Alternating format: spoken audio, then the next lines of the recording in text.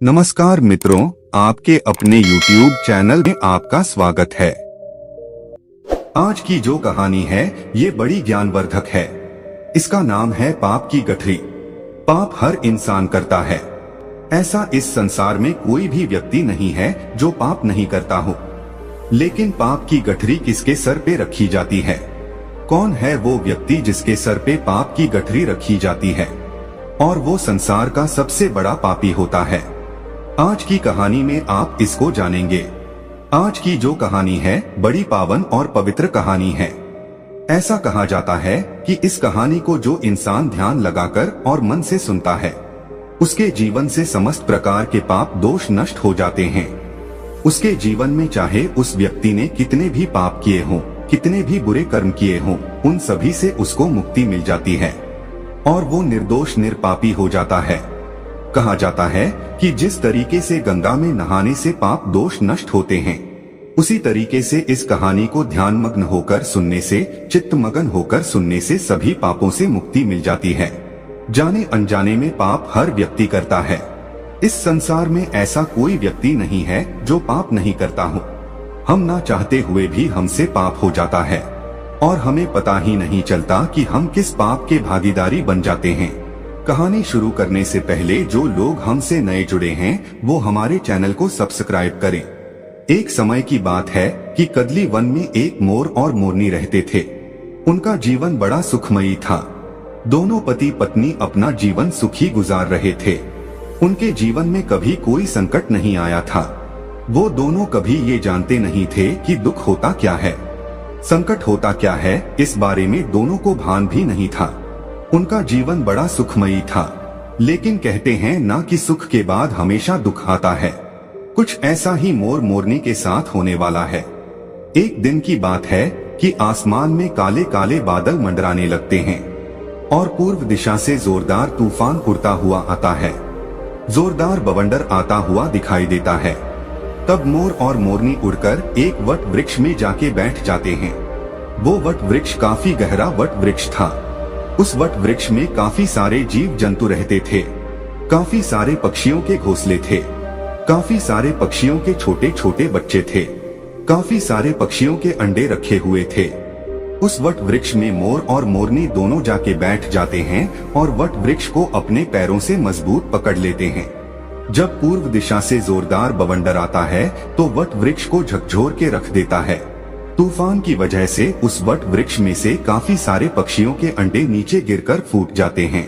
उन काफी सारे पक्षियों के छोटे बच्चे घोंसले से नीचे गिर के मर जाते हैं।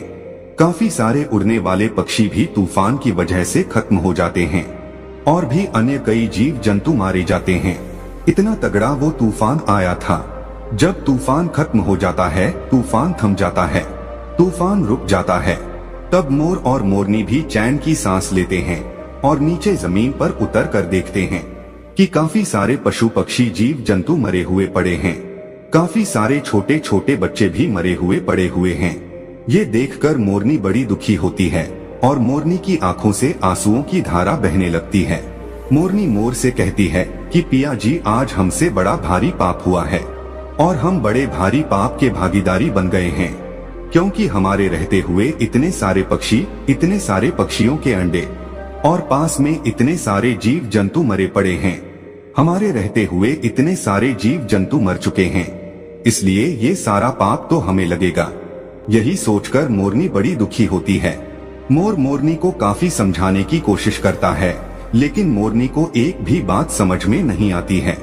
मोर कहता है कि हम पाप के भागीदारी नहीं है, कि पाप का भागीदारी वो है जो ये बवंडर को लेके आया है और इस बवंडर की वजह से काफी सारे जीव जंतु मर चुके हैं, इसलिए हम पाप के भागीदारी नहीं हैं। लेकिन मोरनी मोर की बात को सुनने के लिए राजी नहीं थी, तो मोर मोरनी को एक ऐसे सुनसान स्थान पर ले जाता है और मोरनी से कहता है कि मोरनी, मैं तुम्हें एक कहानी सुनाने जा रहा हूँ। इस कहानी को तुम ध्यान से सुनिएगा और इस कहानी के माध्यम से तुम्हें ये पता चलेगा कि सबसे बड़ा पाप का भागीदारी कौन होता है। तब मोर मोरनी को कहानी सुनाता है और मोरनी बड़े ध्यान से चित्तमग्न होकर उस कहानी को सुनती है। मोर कहता है कि एक नगर में एक राजा रहता था। वह राजा बड़ा दयालु प्रवृत्ति का था। तो राजा विचार करता है कि मैं रोज 100 अंधे लोगों को खीर का भोजन खिलाया करूंगा। अब राजा यह निर्णय लेता है कि मैं रोज 100 अंधे लोगों को खीर का भोजन खिलाया करूंगा। वो राजा 100 अंधे लोगों को खीर खिलाता था। अब उसको काफी दिन निकल जाते हैं। काफी समय से वो अंधे लोगों को खीर खिलाता रहता है। लेकिन एक दिन की बात है कि जिस दूध से वो राजा खीर बनवाया करता था, उस खीर में एक सांप जाता है और सांप उस दूध में मुंह दे करके उसमें जहर उगल देता है। इस घटना का किसी को पता नहीं था कि दूध में सांप ने जहर मिला दिया है। फिर उस दूध की खीर बनाई जाती है और खीर बनाने के बाद उन 100 अंधे लोगों को खिला दी जाती है। जैसे ही वो 100 लोग खीर खाते हैं तो उनकी मृत्यु हो जाती है, वो लोग खत्म हो जाते हैं। जब राजा को ये पता चलता है कि जिन अंधे लोगों को राजा खीर खिलाया करता था, उन लोगों की खीर खाने से मृत्यु हो गई है, तो राजा बड़ा दुखी होता है। वो राजा ये आदेश देता है कि सबकी जांच की जाए, इन खीर खाने वाले अंधे लोगों की मृत्यु कैसे हुई है। अब राजा के सैनिक ये जांच करते हैं तो जांच में ये पाते हैं कि सांप का विष मिल जाने से इन लोगों की मृत्यु हुई है। अब राजा ये आदेश देता है कि सांप का जहर मिलाने वाला कौन है। फिर से राजा के सैनिक जांच पड़ताल करते हैं और जांच पड़ताल में यह पाते हैं कि किसी ने भी जहर नहीं मिलाया है। उस जांच पड़ताल में ये पाते हैं कि किसी भी मनुष्य ने, किसी भी व्यक्ति ने खीर में जहर नहीं मिलाया है। उनको ये पता चलता है कि कोई काला सर्प यहाँ पर आया था और उसने इस दूध के अंदर जहर मिला दिया है। उसके बाद राजा बड़ा दुखी होता है और राजा सोचने लगता है कि इन 100 लोगों की हत्या का पाप मुझे लगेगा। मैं ही सबसे पाप का भागीदारी हूँ, क्योंकि मैं ही इन अंधे 100 लोगों को खीर का भोजन खिलाया करता था। लेकिन अब इन लोगों की खीर खाने से मृत्यु हो गई है, इसलिए मैं बड़े पाप का भागीदारी हूँ। ये सोचकर राजा अपने राजपाट को त्याग देता है और सोचने लगता है कि क्यों न मैं किसी जंगल में जाके और भगवान की भक्ति करूं, अपने इन पाप का प्रायश्चित करूं। यही सोचकर राजा राजपाट को छोड़कर और भगवान की भक्ति करने के लिए अपने राज्य से रवाना हो जाता है। राजा दिन भर चलता है, काफी दूर निकल जाता है, काफी दूर पहुंच जाता है। अब राजा को संध्या काल का समय हो जाता है। तब राजा एक नगर में जाता है और नगर के चौपाल पर काफी सारे लोग बैठे हुए थे। उन लोगों से जाके वो राजा पूछता है कि भाई, इस नगर में कोई ऐसा व्यक्ति है जो भगवान की भक्ति करता हो, ईश्वर पे विश्वास रखता हो? यदि ऐसा कोई इस नगर में व्यक्ति है तो आप मुझे बताइए, क्योंकि मैं ऐसे लोगों के घर ही जाके रुकूंगा जो भगवान में विश्वास रखते हो और भगवान के भक्त हो।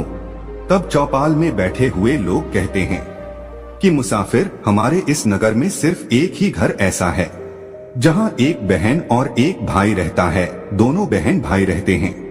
वो लोग भगवान के बड़े भक्त हैं और भगवान पे बड़ा विश्वास रखते हैं। हमारे पूरे नगर में वही एक घर है।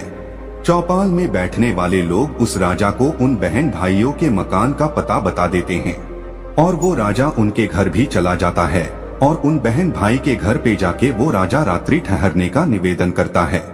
दोनों बहन भाई राजा से कहते हैं कि मुसाफिर, हम भी भगवान के भक्त हैं, आप भी भगवान के भक्त हो, बिल्कुल आप हमारे घर रुक सकते हैं। वो राजा दोनों बहन भाई के घर वहाँ पे रुक जाता है। जब सुबह का वक्त होता है तो राजा अपने बिस्तर से खड़ा होता है तो राजा देखता है कि उस घर में रहने वाली जो बहन थी वो भगवान के मंदिर में बैठी हुई है और ध्यान मग्न है। उस लड़की का रोज का ही नियम था कि सूर्य उदय होने से पहले वो अपनी पाठ पूजा संपन्न कर लेती थी और जल्दी भोजन बना के अपने भैया को खिलाकर और काम करने के लिए भेज देती थी। लेकिन उस दिन वो लड़की काफी समय तक ध्यान में मगन थी। वो लड़की अपनी ध्यान साधना तोड़ने का नाम नहीं ले रही थी। काफी समय निकल जाता है, सूर्य सर पे आ जाता है, तब वो लड़की अपनी पूजा से उठती है। जैसे वो लड़की पूजा से उठती है तो उसका भाई उससे कहता है कि बहना, आज तुमने पूजा में बड़ा टाइम लगा दिया है, मुझे काम पे जाना था, मैं भी काम पे नहीं जा पाया और हमारे घर पे ये मुसाफिर है, ये भी भोजन करके कहीं दूर जाते, लेकिन तुमने अपनी पूजा पाठ में बहुत समय लगा दिया है। वो लड़की अपने भाई से कहती है कि भैया, मैं धर्मराज के दरबार में थी और धर्मराज किसी ऐसे व्यक्ति का फैसला करने वाले थे उस फैसले को सुनने के लिए मैं काफी लेट हो गई। तब उस लड़की का भाई कहता है कि ऐसा क्या देख लिया तुमने धर्मराज के दरबार में, जिसके कारण तुम इतनी लेट हो गई। तब वो लड़की कहती कि भैया, एक नगर का राजा 100 अंधे लोगों को खीर खिलाया करता था, और वो खीर बनाने वाले दूध में एक दिन एक काले सांप ने जहर मिला दिया, विष मिला दिया, और जब उस दूध की खीर बनी और उन 100 अंधे लोगों ने उस खीर को ग्रहण किया तो उन सब अंधे लोगों की मृत्यु हो गई।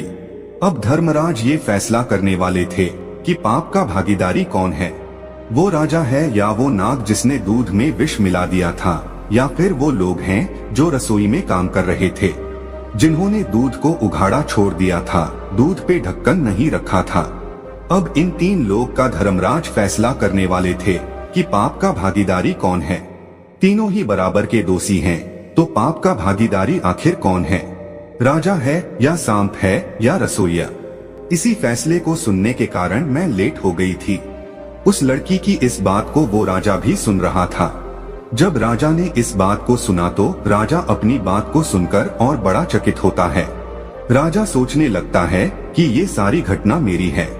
तब राजा इस बात को और जानने का इच्छुक होता है, और वो राजा उस लड़की के पास जाता है और उस लड़की से कहता है कि बेटा, क्या फैसला हुआ, आखिर कौन है पाप का भागीदारी। राजा इस बात को उस लड़की से पूछता है तो लड़की कहती है कि आज कोई फैसला नहीं हो पाया है, फैसला कल होगा।